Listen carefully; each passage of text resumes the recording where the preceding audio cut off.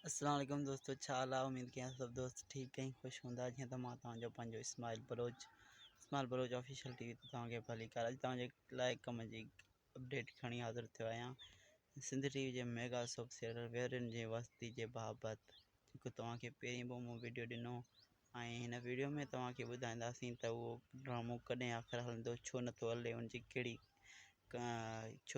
छाजे करे नथो हले, जेका मजबूरी जेको सिंध टीवी वारा नथा हलाइनि। सो उनजे बाबति ही वीडियो आहे। वीडियो फुल ॾिसिजो ऐं असांजे चैनल ते नवां हुजो त चैनल खे सब्सक्राइब करे छॾिजो, जीअं सिंधी ड्रामनि फिल्मनि जे बाबति तव्हांखे हिन चैनल ते अपडेट वक़्तु सर मिली सघे। तो हलूं था पंहिंजे मेन टॉपिक जी तरफ़। त सिंध टीवी जे मेगा सोप वेरनि जी वस्ती जी कहाणी जी ॻाल्हि कयूं त ही कहाणी मुख़्तसर आहे, जेको अयूब गुल साहब लिखी आहे। इन ड्रामे जी कहाणी हिकु औरतनि जे एहसासनि ते मुख़्तसर आहे, जंहिंमें औरत पंहिंजे मजबूरियुनि खे साम्हूं कीअं कनि थियूं ऐं जेको मर्द कचे में रहनि था ऐं जेके ज़ालिम वॾेरा आहिनि उन्हनि जे हिसाब सां ही कहाणी आहे।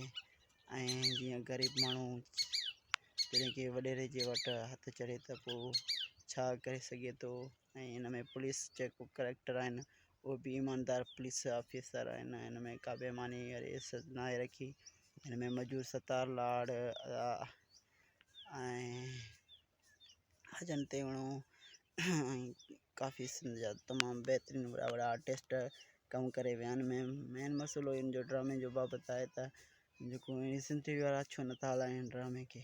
सो पहिरीं कारण इहा आहे त हिन खे राति जीअं पहिरीं रमज़ान जी जेको रोज़ो हुनजी राति स्टार्ट कंदा, जेकॾहिं स्टार्ट नथा कनि त पोइ सिंध टीवी वारा शायदि हुन ॿी ड्रामो आहे जेको जहिड़ियूं ज़ालूं तहिड़ा मुड़ुस उनखे स्टार्ट कंदा, न त पोइ शायदि थी सघे त रमज़ान खां पोइ बि स्टार्ट कनि, जीअं ईद ते। सो इहा बि ॻाल्हि थी सघे त ईद ते हलाइनि। बाक़ी सिंध टीवी वारनि जी मर्ज़ी आहे। जीअं ड्रामे जा रिकॉर्ड त 22 फेल थी चुका आहिनि ॿिन्ही जा, ऐं ॿियो मज़ाहिया ड्रामो जहिड़ियूं ज़ालूं तहिड़ा मुड़ुस उनजा बि 22 फेल मुकमल थी चुका आहिनि। बाक़ी हुननि जी मर्ज़ी हू जॾहिं हलाइनि। सो इहे अपडेट तव्हांखे ॾियणो हुयो। ऐं सिंधी जेको नवां टेलीफिल्म अचण वारा आहिनि उनजे बाबति बि वीडियो मूं अपलोड करे छॾियो। हुन वीडियो में ॾिसो सईद निसार शाह, अब्बास गुल ओडाणो, असद कुरैशी ऐं सिंध जा नाले वारा आर्टिस्ट जिन जा अलॻि अलॻि फिल्मूं अचण वारियूं आहिनि, सो उहो बि ॾिसिजो। ऐं सिंध KTN जो जेको ड्रामो आहे जेको पहिरियों राफेल नालो हुयो ऐं पोइ हुनजो नालो चेंज करे वियो अब्बास गुल ओडाणो, ऐं हुन में बि सईद निसार शाह, ज़ुल्फ़िकार बुर्दी ऐं S भट्टी साहब ऐं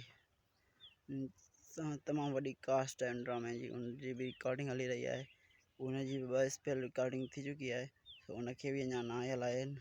उनजा ॿ जेका ड्रामा आहिनि KTN जा मज़ाहिया उहे हली रहिया आहिनि, बाक़ी ॿियो ड्रामो न हलाए सघियो। तो थी सघे थो त रमज़ान जी पहिरीं रोज़े ते हलाइनि, या थी सघे त ईद ते बि हलाइनि। उन्हनि जो पंहिंजो शइ आहे, बाक़ी अपडेट ॾियणु तव्हांखे मुंहिंजो कमु हुयो। सो जिते हुजो ख़ुशि हुजो, आबाद हुजो, जिते हुजो ख़ुशि हुजो, आबाद हुजो, सिंध सलामत, साथ सलामत, सदाईं गॾु मौला मदद। वरी मिलूं था की नई वीडियो में।